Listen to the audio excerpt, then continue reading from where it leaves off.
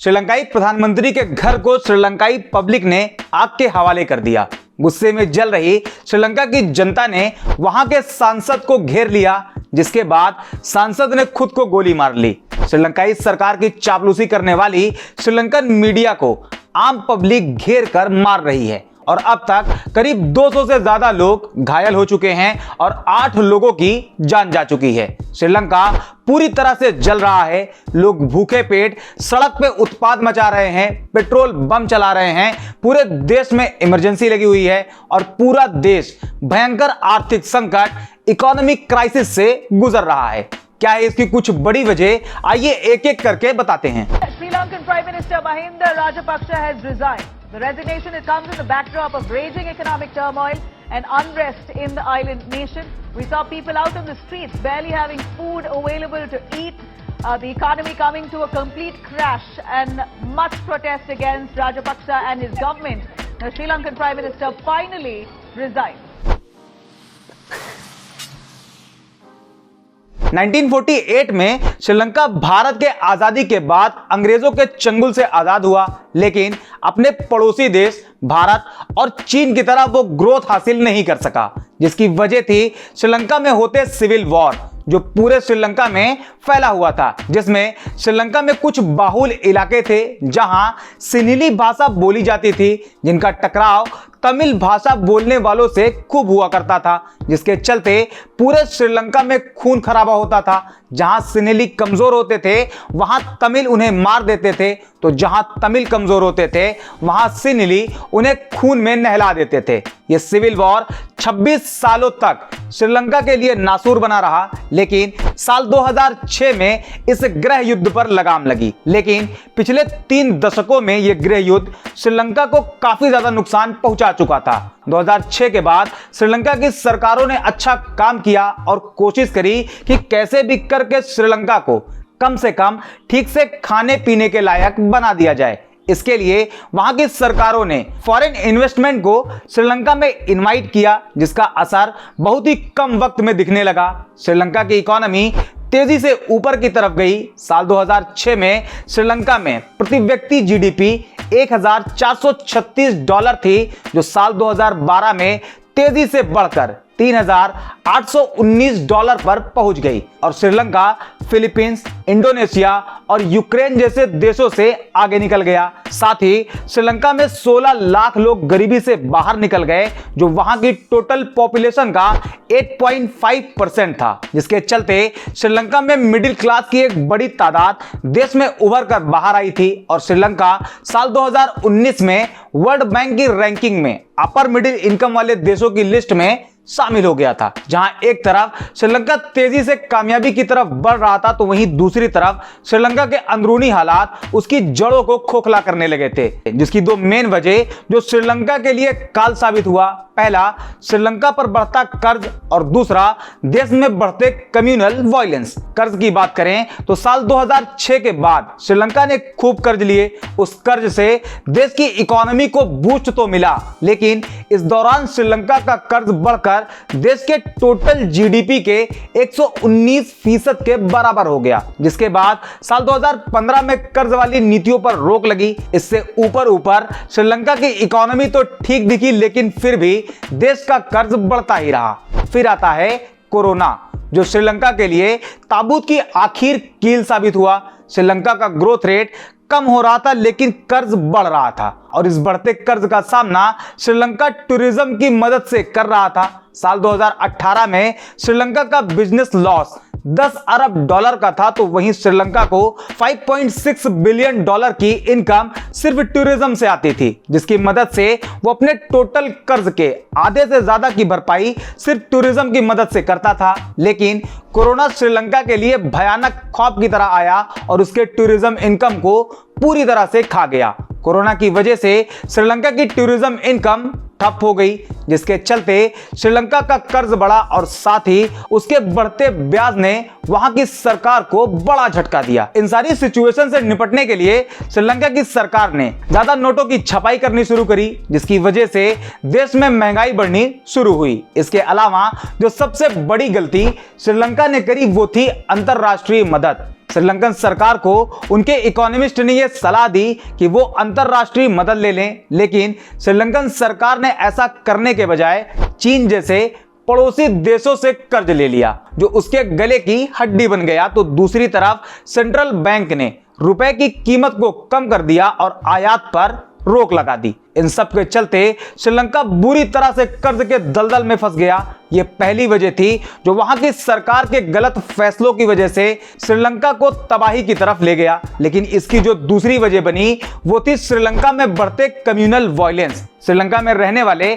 Majority community के लोग वहां की माइनॉरिटी कम्युनिटी को टारगेट करने लगे। जिस तरह साल 2006 से पहले सिनिली और तमिल आपस में भिड़े रहते थे और देश में गृह युद्ध के माहौल बने रहते थे, उसी तरह जब 8.5% लोग गरीबी से बाहर आए, उनकी गिनती मिडिल क्लास में होने लगी, उनके दाल रोटी का इंतजाम हो गया, तो उनको उनका धर्म याद आ गया, जिसके चलते पूरे श्रीलंका में कम्युनल वायलेंस बहुत तेजी से बढ़े और सत्ता की लालच में वहां के राजपक्षे परिवार ने वहां की मेजॉरिटी का साथ दिया। मेजॉरिटी कम्युनिटी द्वारा मुस्लिम, ईसाई जैसे लोगों को टारगेट कर करके मारा जाने लगा और सरकार पूरी तरह से मेजॉरिटी के साथ ही श्रीलंका की वो इनकम जो टैक्स से आती थी वो साल दर साल नीचे जाने लगी। साल 2017 में श्रीलंका का टैक्स रेवेन्यू 10.958 अरब डॉलर था, जो साल 2020 में घटकर 6.565 अरब डॉलर पर आ गया। लेकिन इन सब का श्रीलंका की जनता पर कोई फर्क नहीं पड़ रहा था। उनका ध्यान इकोनॉमिक क्राइसिस पर न जाए, इसके लिए श्रीलंकन गवर्नमेंट ने उन्हें धर्म की अफीम चटा रखी थी। इकोनॉमी लगातार गड्ढे में जा रही थी, लेकिन जनता इस पर सरकार से सवाल न करके वो ये कह रही थी कि पूरे देश में हलाल सर्टिफाइड प्रोडक्ट को बाइकआउट करो। श्रीलंका में महंगाई चरम पर पहुंच गई। आज की बात करें तो श्रीलंका में एक डोमेस्टिक गैस सिलेंडर की कीमत 4200 रुपए है, 1 किलो मिल्क पाउडर की कीमत 1900 रुपए, 1 किलो चीनी की कीमत 240 रुपए, चावल 220 रुपए किलो, गेहूं 190 रुपए किलो, पेट्रोल 250 रुपए लीटर, डीजल 200 रुपए लीटर। साथ ही रोजमर्रा की सभी चीजें पूरी तरह से महंगी हो चुकी है। लेकिन जब धीरे धीरे यह महंगाई बढ़ रही थी तो श्रीलंका की जनता महंगाई पर सवाल न करके वो इस बात पर जश्न मना रही थी कि श्रीलंकन कैबिनेट ने पब्लिक में बुरके पर बैन लगा दिया है। देश में पेट्रोल डीजल की कीमत बढ़ रही थी, बावजूद इसके श्रीलंका की जनता के लिए चुनावी मुद्दा पेट्रोल डीजल ना होकर धर्म बना हुआ था। जिस श्रीलंका का टूरिज्म सेक्टर इतना मजबूत था कि साल 2018 में 23 लाख टूरिस्ट श्रीलंका आए थे, वो साल दर साल नीचे गिरता गया और साल 2021 में घटकर 1.9 लाख पर आ गया। लेकिन जब श्रीलंका का टूरिज्म सेक्टर दम तोड़ रहा था तो उस टाइम श्रीलंका की आम पब्लिक ने इस पे सरकार से सवाल नहीं किया, बल्कि वहां की मेजॉरिटी पब्लिक मस्जिद, मुसलमानों के मकानों, उनके दुकानों और वहां के क्रिश्चियंस पर भीड़ के साथ हमला कर रही थी। वहां के मुस्लिम हैरेसमेंट वायलेंस का सामना कर रहे थे। उस वक्त जब जनता को सरकार से यह सवाल करना था, उनकी नीतियों पर सवाल करने थे, उस टाइम धर्म की अफीम चाटी वहां की मेजॉरिटी कम्युनिटी इस बात पर जश्न मना रही थी कि उनकी सरकार मुसलमानों को टाइट रखने के लिए कानून बना रही है। लेकिन अब जब श्रीलंका बुरी तरह से इकोनॉमिक क्राइसिस से गुजर रहा है तो उसी श्रीलंका में रहने वाली मेजॉरिटी कम्युनिटी के लोग और माइनॉरिटी कम्युनिटी के लोग दोनों धर्म का जहरीला एंगल छोड़कर महंगाई के खिलाफ, सरकार के खिलाफ सड़क पर एक साथ आ गए हैं। अब उस भीड़ में कोई ये नहीं देख रहा है कि उसमें कौन बहुसंख्यक है और कौन अल्पसंख्यक। अब ये कोई नहीं देख रहा है कि कौन हिजाब में आया है और कौन शॉर्ट ड्रेस में, बल्कि अब वो लोग खाली पेट को भरने के लिए सरकार के खिलाफ एक साथ खड़े हो गए हैं। और इस साथ के दबाव में आकर श्रीलंका के सत्ताधारियों को इस्तीफा देना पड़ गया। जब तक यही जनता आपस में धर्म के मुद्दों पर लड़ रही थी, उस वक्त वहां की सरकार सत्ता की मलाई मजे से चाट रही थी। लेकिन जैसे ही ये सब अपने बेसिक मुद्दों के साथ एक साथ आए तो वही सरकार घुटनों पर आ गई। लेकिन अब जब ये सब हो रहा है, लोग अपने बेसिक मुद्दों को लेकर सरकार से सवाल कर रहे हैं, गुस्साए लोग सत्ता में बैठे लोगों को घेर रहे हैं, वहां की पपेट मीडिया को पकड़ रहे हैं। अगर यही सब वक्त रहते पहले कर लिया गया होता तो आज श्रीलंका की ये हालत जो है वो ना होती। अब इसमें पिसना जनता को है, भूख से जनता मरेगी, महंगाई की मार जनता झेलेगी, सत्ता वालों का क्या है, झोला उठाएंगे और चल देंगे। उनके झोले में इतना माल है कि उनकी और उनकी आने वाली नस्लों की जिंदगी ऐसो आराम से कटेगी। श्रीलंका के हालात बाकी देशों की जनता के लिए सबक है, वो इससे सीखें, इससे पहले कि बहुत देर हो जाए। ये बात याद रखना कि धर्म से इंसान का पेट नहीं भरता।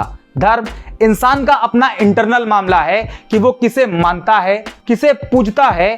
धर्म का सत्ता से कोई लेना देना नहीं। सत्ता आपकी जिंदगी को बेहतर बनाने के लिए होती है, ना कि आपके धर्म की ठेकेदार। सत्ता यूनिवर्सिटी, हॉस्पिटल, एग्रीकल्चर जैसे बेसिक चीजों की फैसिलिटी प्रोवाइड करवाने के लिए होती है, ना कि मंदिर मस्जिद के लिए। सरकार को टैक्स आप आस्था के लिए नहीं बल्कि व्यवस्था के लिए देते हैं। इसलिए मेरे प्यारे देशवासियों, भाइयों बहनों, धर्म की अफीम वाले नशे से बाहर आओ, क्योंकि देश में ज्यादातर लोगों की औकात 4200 रुपए में डोमेस्टिक सिलेंडर और 240 रुपए किलो चीनी खरीदने वाली बिल्कुल नहीं है। आज का ज्ञान यही समाप्त। बात समझ आई हो, वीडियो अच्छी लगी हो तो इसे लाइक और शेयर जरूर करें और चैनल को सब्सक्राइब तो जरूर कर लें। मिलते हैं अगले वीडियो में एक और बिल्कुल फ्रेश टॉपिक के साथ।